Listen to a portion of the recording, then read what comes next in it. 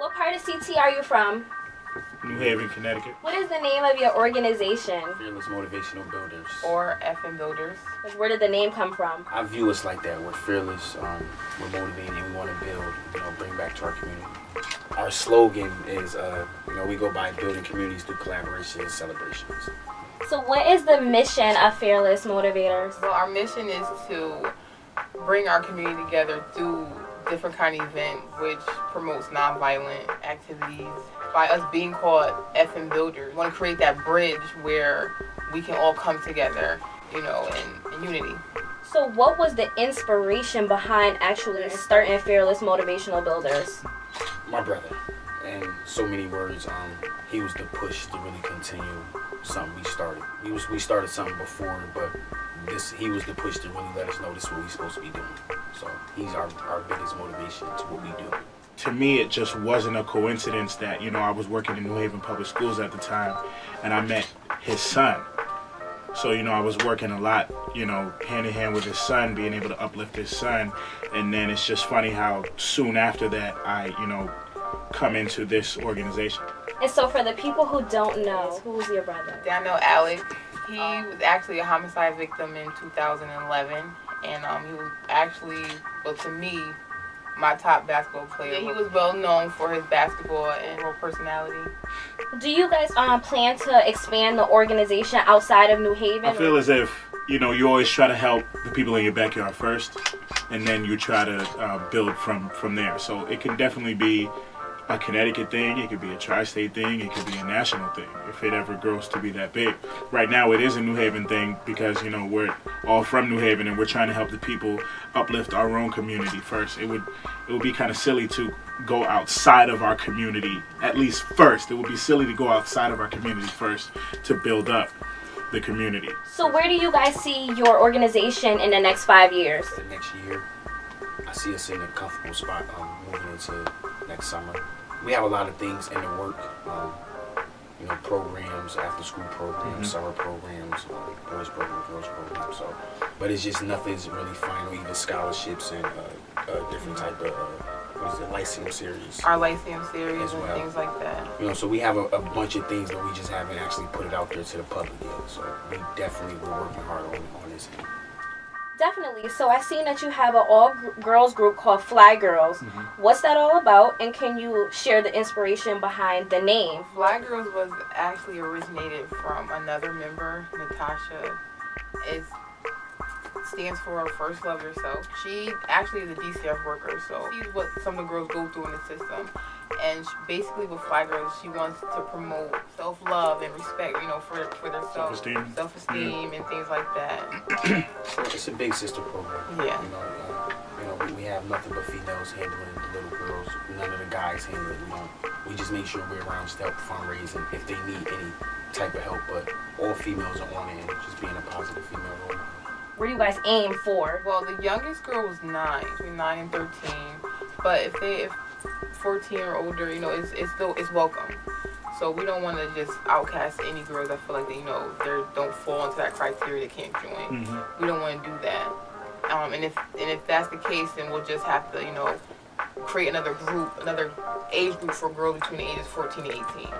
Which right now during the summer, the girls are doing their own things with like drilling, other activities. But once the school year starts up, they're going to come back together. What motivates you to be a community activist and to keep going and to want better for the city of New Haven? Definitely what motivates me is that I know that there are so many kids in the city of New Haven that do have the potential to be the best, do have the potential to be future alder people and mayors, everything under the sun, It starts in the schools and it starts at home. So that's one of the biggest reasons why I always try to gain employment in some type of school and then with some type of behavior piece in the school, like behavior intervention and things like that, because I know these kids hold the potential. A lot of people think that the kids in New Haven don't because they're looking at the homicide rates and they're looking at who's doing the killing and who's being killed. And it's all, it's a lot of teenagers, a lot of young males to be exact. So, when I look at these boys and I talk to these boys and I find out that they have dreams, that motivates me. It's saying like, you have a dream, you can do that dream. I know you probably think that dream is unreachable. but it is reachable.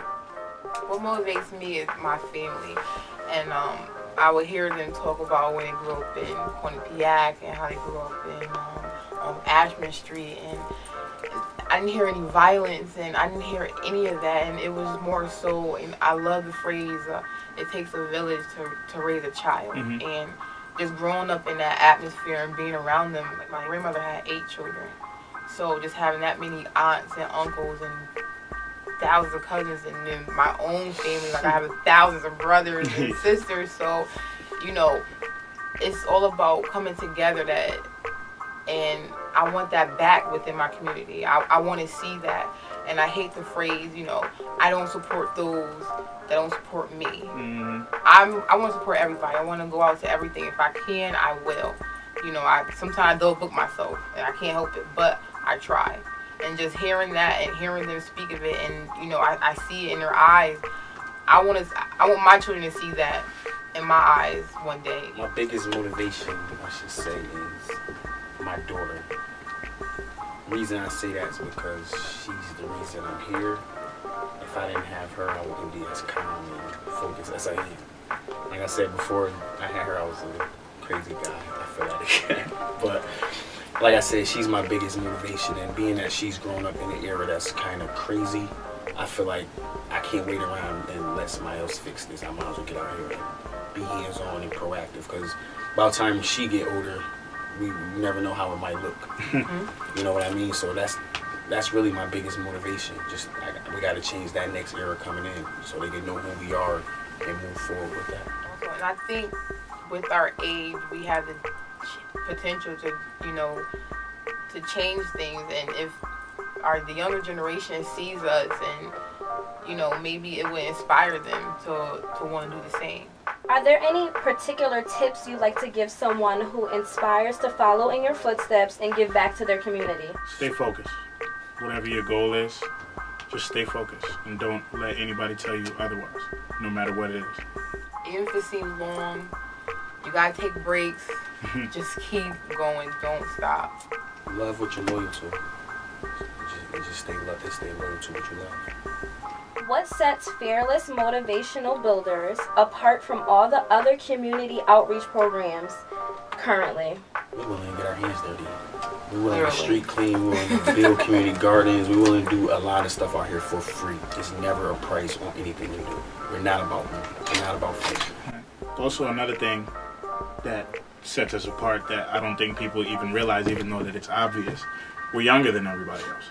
So it's like a lot of people with these community outreach programs are like 35 and up. It's just like we're like 21 and up, you know. So it's just we're younger than everybody. So that sets us apart right there. And do you feel like it gives you that advantage to connect more with the younger generation that you're trying to reach? Definitely. Because, you know, when you're talking to somebody that's 35 and up and you're like 15, what they're saying, you know, it makes sense, but it's almost like, man, that's what my mom's told me. That's what my pops told me. But when it's somebody like 25, it's like, okay, this person was in my footsteps not too long ago. They still connected to what's going on. They still hip. So it's just like, all right, I'd rather listen to somebody that's looking like my brother, or not necessarily rather listen, but take heed to what that person is saying more than sometimes what my parents are saying. So sometimes it's like you hear what your parents are saying, but it takes somebody that you think is cool to reinforce what they're saying. Would you guys like to share any of the events that you guys do? Well, July, we're just doing a lot of community actions. We setting up a car wash, but that's not confirmed. But going into August, we have the basketball tournament. And the 23rd, we also have a back-to-school block party.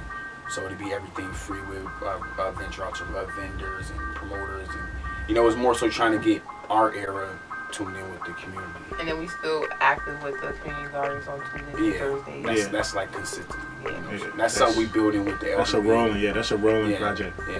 And so we got carpenters and a lot of people that's willing to donate their time and a lot of stuff to make this to the garden. Yeah. That's our way of connecting with the elders. So for anyone that's interested in volunteering in any of your endeavors or participating in the tournament, how would they do so? They can either contact me, Dea. I have Instagram is love_Dea. or they can email fmbuilders11@gmail.com, or they can hit up Diari. 203-535-2022. What is it that you would like the world to know about Fearless Motivational Builders? Coming. We out here. We're here and we're young, so we got a lot of years. You guys have the annual Stop the Violence basketball tournament. Donnell was the inspiration behind it. You guys are going into 4 years now. Congratulations on that. You feel like you always had the support backing you. We had our ups and downs. The first 2 years it was a good turnout. Last year it was iffy, but being that we doing a whole rebuilding process on our team and reinventing ourselves, we feel strongly about this year, like real strongly about this year. What other events can we expect to see from FM Builders? Like, the largest event would be the basketball tournament. I'm actually hosting the basketball tournament for the first time. What's going on, everybody? This is Avery Washington. Instagram, Twitter @Slay Washington. Facebook, Avery Washington. Shout out to Who's Who CT, putting that spotlight on everybody that's moving and shaking. If you're not on Who's Who CT, who are you? First and foremost, I definitely have to shout out Who's Who CT. Thank you for this opportunity. Dea Alec, which you can find me on Facebook that way. And it's DAIA. Instagram @love_Dea. Or you can email me at fmbuilders11@gmail.com or Dea@fmbuilders@gmail.com. Shout out Who's Who CT. FM Builders in here. I'm Diari Alec. You can find me on Facebook that way. Instagram Deezer10. My contact is 203-535-2022.